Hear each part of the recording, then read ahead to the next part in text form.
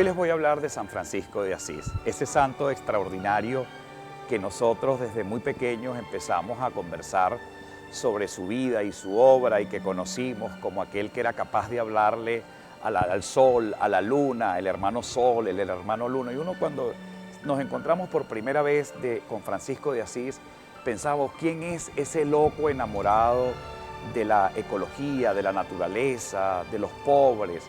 San Francisco va a representar para todos y cada uno de nosotros una nueva manera de vivir dentro de la propia iglesia, frente a esa iglesia opulenta, indiferente, que se había olvidado después de muchos siglos de los pobres, de los más necesitados.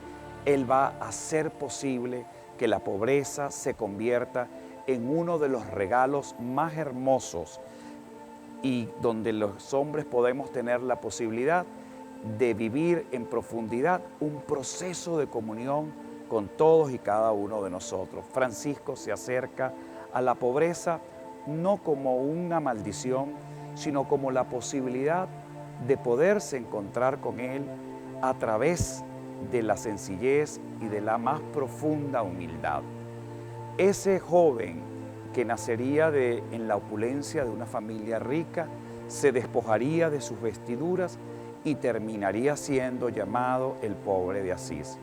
Giotto, ese gran pintor que lo inmortaliza en muchos de sus frescos, lo recuerda como el segundo Jesucristo. Ese hombre extraordinario, amante particularmente de la sencillez, amante de la cercanía, especialmente del más pobre y del más débil, le daría una gran lección de humanidad a toda la iglesia.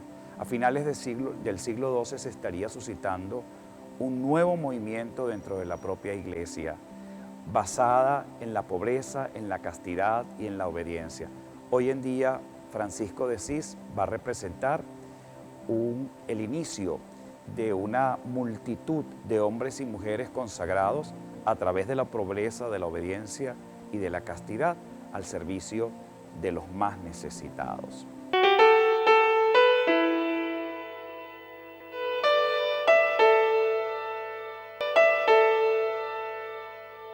Hoy vamos a hablar sobre San Francisco de Asís. A ver, ¿quién es San Francisco de Asís? Lo primero que tenemos que hacer es ubicarlo en la historia. Estamos hablando de un hombre del medioevo, de la Edad Media. Estamos hablando de que nació entre 1181 y 1182 y murió en el año 1226. Es decir, transcurrió en ese interín del cambio de siglo. Ahora bien, San Francisco en su juventud, en su infancia, fue un chamo igualito que el resto de los demás.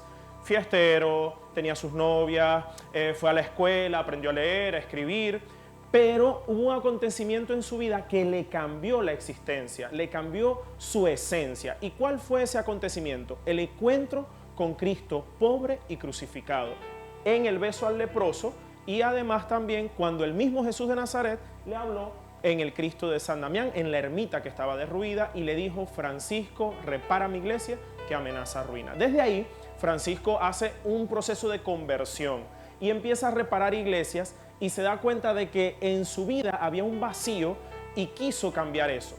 Luego renunció a los bienes públicamente en la plaza pública, desnudándose por completo y entregándole las cosas a su papá y diciendo de ahora en adelante: Padre nuestro que estás en el cielo. A partir de ahí, algunos hombres de la ciudad de Asís también se le afiliaron. Muchos lo llamaban loco, pero estos hombres reconocieron que en Francisco había algo diferente.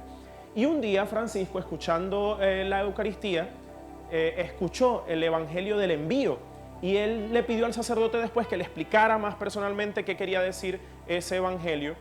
Y en ese momento él dijo: esto es lo que yo buscaba, esto es lo que yo quería vivir con todo mi corazón. Y a partir de ahí Francisco se dio cuenta de que aquellos hombres que se le afiliaban vivían en fraternidad. Le pidió permiso al Papa en el año 1209, en abril de 1209, presentándole la regla de vida, y esto trajo como consecuencia que a partir de ahí se creara la Orden de Frailes Menores. Con esta creación también se crea luego, de la mano de Santa Clara de Asís, la Orden de las Damas Pobres, o las que llamamos ahora Orden de Santa Clara. Y después se creó también aquellos hombres y mujeres que no podían entrar de frailes o de monjas y que estaban casados, se creó la Orden Franciscana Seglar.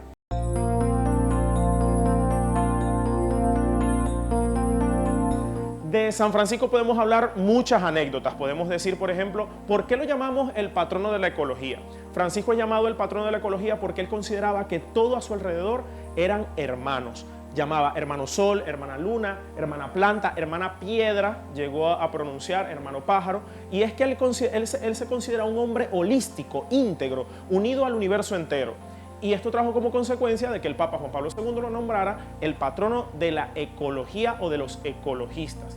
Y por eso también se bendicen los animales el día de San Francisco o cercanos al día de San Francisco. Además de eso, podemos decir que San Francisco de Asís es el primero en utilizar un cordón para ceñirse el hábito, que era un hábito parecido al mío, con capucha y marrón parecido a la tierra, y tiene 3 nudos, que son los 3 votos que hizo San Francisco de Asís: pobreza, castidad y obediencia. Francisco redacta una regla de vida para sus frailes y hace posible de que esa regla de vida se viva aún en este momento. El gran milagro de San Francisco es que después de 800 años de historia, aún hoy hay hombres y mujeres capaces de entregarse a Dios a través del carisma franciscano. Francisco de Asís también fue un hombre muy austero, trató de renunciar a todo lo que era lo material, incluso su propia comida siempre la llenaba de ceniza para sentir ese tipo de penitencia, ¿no? Y aunado a eso, siempre fue un hombre paciente, un hombre de oración. San Buenaventura lo llama así, un hombre todo oración. Y alababa al Señor con el cántico del hermano Sol, que es un cántico que ha pasado a la historia porque es el primer cántico escrito en italiano y pronunciado en italiano actual o moderno. Y hizo posible de que ahora Él no es el único que llama a la creación entera hermano, sino que todos podemos llamar a toda la creación hermano. Francisco, cuando se declaró la Guerra Santa, para recuperar la Tierra Santa, ¿le hizo caso al Papa? Sí, fue a la guerra, pero no hizo la guerra. Trató más bien de tener un diálogo interreligioso con el musulmán o con el jeque musulmán en aquel momento, Melek el Kamel, el sultán, para ser más específico. Y plantearon una bonita amistad. Eso nos quedó también como ejemplo a nosotros, ya que no buscamos convertir a la gente, sino acercarnos a ellos y poderle transmitir el mensaje de Jesucristo más allá de un cambio o de conversión de fe o de religión. Aún hoy se sigue haciendo la oración de Asís, donde distintas comunidades religiosas se reúnen, o credos religiosos se reúnen para orar por la paz, y todo esto es inspirado por San Francisco de Asís. Es el santo más conocido a nivel popular, y hay muchas religiones que lo tienen como un santo ejemplar, porque, como les dije, es un santo que cala con todo el mundo. Junto a esto encontramos que San Francisco de Asís es el primero en tener en su cuerpo las marcas de la pasión. ¿Cómo fue el acontecimiento? En el año 1224 en Monte Alvernia, San Francisco estaba en oración haciendo la novena de San Miguel Arcángel, y se le aparece de repente Jesucristo crucificado en forma de serafín. Eso quiere decir con 2 alas hacia arriba, 2 alas a los lados y 2 alas hacia abajo, 6 alas en total. Y del cuerpo crucificado de Cristo salen 5 rayos hacia el cuerpo de San Francisco y le marcan en su ser, manos, pies y costados, las marcas de la pasión. Es el crucificado por el crucificado. Francisco es el crucificado por el crucificado. Luego también encontramos otra anécdota de San Francisco. ¿Sabían ustedes, por ejemplo, de que San Francisco de Asís es el primero en hacer un pesebre viviente? Pues sí. Para la Navidad de 1221, Francisco hace por primera vez un pesebre viviente y quedó ahí en tradición para toda la iglesia, que nos la legó a todos los cristianos. Es un regalo de San Francisco de Asís para todos nosotros. Hoy en día recordamos a San Francisco de Asís con alegría, con orgullo. Es la gran solemnidad y la gran fiesta de San Francisco de Asís. Es el santo entre los santos. El Papa Benedicto XVI dijo de él que es el ejemplo de santidad para todos los santos. Imagínense. Y es tanta la importancia que tiene San Francisco de Asís en la iglesia que, vamos a ubicarlo. Ustedes van a la iglesia de Vaticano, a San Pedro de Vaticano. Entran, van al altar mayor y encuentran detrás del altar mayor el gran vitral del Espíritu Santo que ilumina toda la iglesia. Y si uno se acerca un poquito más a ese altar, se da cuenta de que a mano derecha, ubiquen bien, a mano derecha, que saben que en la Iglesia Católica este tema de la mano derecha, a la diestra del Padre, tiene cierta carga, ¿no? A mano derecha del Espíritu Santo está nada más y nada menos que la imagen de San Francisco de Asís. Y es porque para la Iglesia este santo tiene una gran relevancia y para todo cristiano es un ejemplo de santidad para todos nosotros. Hoy la invitación para ustedes es que sigamos profundizando en esta figura de San Francisco de Asís que todavía sigue llamando gente y que sigue enamorando a la gente de este Cristo pobre y crucificado. Nos ha dejado un gran ejemplo, nos ha dejado un gran legado y hoy es un buen día para recordarlo con cariño y también para recordarlo con nostalgia también, como quisiéramos que Francisco estuviese vivo en nuestros tiempos y nos explicara cómo fue capaz de vivir en radicalidad el Evangelio de nuestro Señor Jesucristo.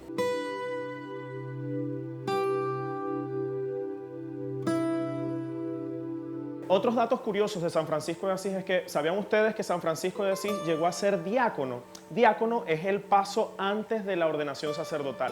Y fue casi que obligado. ¿Por qué? Porque en la época, para poder predicar en la misa, en la iglesia, y aún ahora es así, tenías que ser ministro ordenado, al menos diácono. Y entonces el obispo, para quitarse el dolor de cabeza de que no podía San Francisco predicar en las iglesias, agarró y le dijo, venga acá, hizo el rito, la imposición de manos, usted es diácono. Y San Francisco fue ordenado diácono. Otro dato curioso de San Francisco de Asís es que su papá lo maldecía cuando lo veía por las calles, pero él agarró y buscó a un pobre del lugar y hacía que ese pobre lo bendijese en lugar de la maldición que le daba su papá. De verdad que esta época de San Francisco de Asís era muy ruda porque el papá quedó muy descontento con él, ya que había renunciado incluso a su apellido, el apellido Bernardone, que eran un grupo de comerciantes, era como tal un comerciante. Otro aspecto curioso de San Francisco de Asís es que detrás de él ha dejado una gran estela de santidad. Por ejemplo, San Antonio de Padua, Santa Clara, San Pío de Pietrelcina y así una gran cantidad de santos franciscanos que siguieron a Jesucristo al estilo de San Francisco de Asís. Hoy en día todavía hay muchos hombres y mujeres llamados a vivir en la santidad desde el estilo de San Francisco de Asís. Otro dato curioso que podríamos tener de San Francisco de Asís es que como era capaz de hablar con los animales, y sí, muchas veces se ponía a predicar a las aves y las aves se quedaban tranquilitas, quietecitas, escuchándolo a él, y después que San Francisco les daba la bendición, así como decimos en misa, pueden ir en paz, pues las aves se podían ir, agarraban y se iban. Esto trajo como consecuencia la popularidad de San Francisco de Asís. Fue canonizado en solo 2 años, murió en la noche del 3 de octubre del año 1226 y fue canonizado en el año 1228. Es una de las canonizaciones más rápidas que ha habido, pero claro, la más rápida es la de San Antonio de Padua. Hoy, aún el símbolo de la ciudad de Asís sigue siendo para nosotros ese lugar de paz, ese remanso de encuentro con el franciscanismo. Dios les permita a ustedes y a todos nosotros algún día conocer esta ciudad en Italia que transmite paz, humildad, medievalidad, que transmite franciscanismo. Que el Señor nos permita a todos nosotros algún día cumplir este sueño.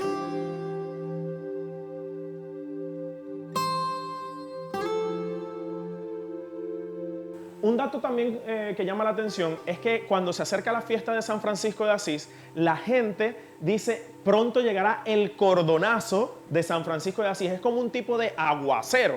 Es que están lloviendo sapos y culebras cuando uno dice eso, ¿no? Y con truenos, vientos y centellas, pues bueno, sí. Para la fecha de San Francisco de Asís, o unos días antes, o unos días después, o el mismo día, cae como decimos en Venezuela, un sendo aguacero, un palo de agua. Y sí, tiene que ver esto con las fechas también que se acercan de las lluvias y como está cercano en la fecha de San Francisco de Asís, pues tradicionalmente se le dice el cordonazo de San Francisco de Asís.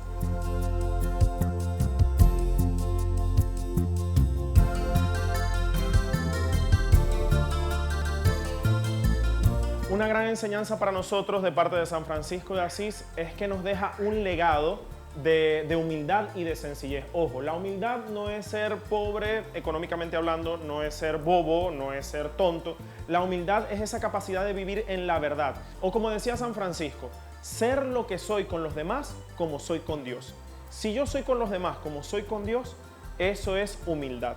San Francisco hoy sigue enseñándonos a través de su testimonio de vida a vivir al igual que San Francisco, al igual que Jesucristo, porque Él es el santo más parecido a nuestro Señor Jesucristo.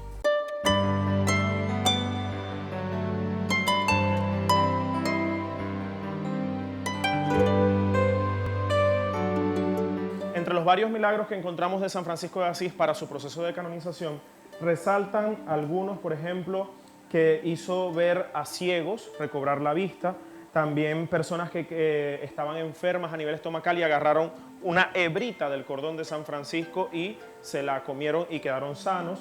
Y una que llama muchísimo la atención es la de un leproso. Si se dan cuenta, todos estos milagros también tienen mucho que ver con Jesucristo, es decir, milagros que también hizo Jesucristo en vida, pero estamos hablando de un hombre de 1300 años después de Jesucristo.